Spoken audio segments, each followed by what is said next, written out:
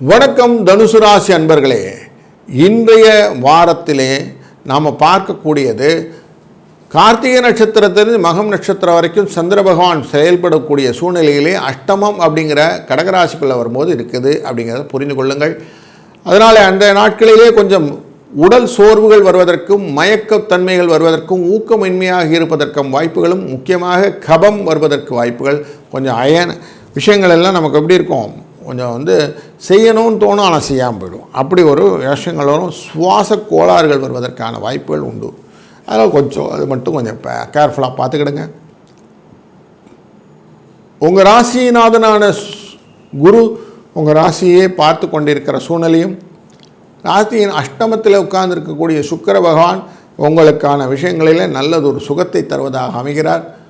9ஆம் இடமான பூர்வ புண்ணியஸ்தானத்துக்குள்ளார அமரக்கூடியது கேது அமர்ந்திருக்கிறார். கொஞ்சம் காரியங்களில் சில தடைகளை ஏற்படுத்துவார். 10ஆம் இடமான தொழில் ஸ்தானத்துக்குள்ளார சூரியனும் புதனும் சேர்ந்து அமர்வதனாலே தன லாபம் வருவதற்கான வாய்ப்புகளும், சில விஷயங்களிலே இடம் மாற்றங்களை உங்களுக்கு எதிர்பார்த்தபடி நடந்து கொண்டு இருப்பதும், பிரயாணங்கள் உங்களுக்கு லாபத்தை பெற்றுத் தருவதாகவும் அமைகிறது.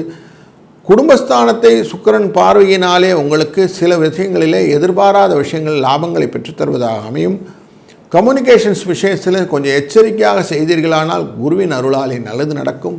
மண்மனை வாகன யோகங்களிலே லாபங்களை பெற்றுக்கொள்வதற்கான வாய்ப்புகளை அதிகப்படியாக பயன்படுத்தி கொண்டீர்களானால் நல்லது. இந்த வாரம் கொஞ்சம் எச்சரிக்கையாக காய்களை நகர்த்தினீர்களானால் லாப நோக்கிலான விஷயங்கள் உங்களுக்கு லாபத்தை பெற்றுத்தரும் என்பதை மனதில் கொள்ளுங்கள்.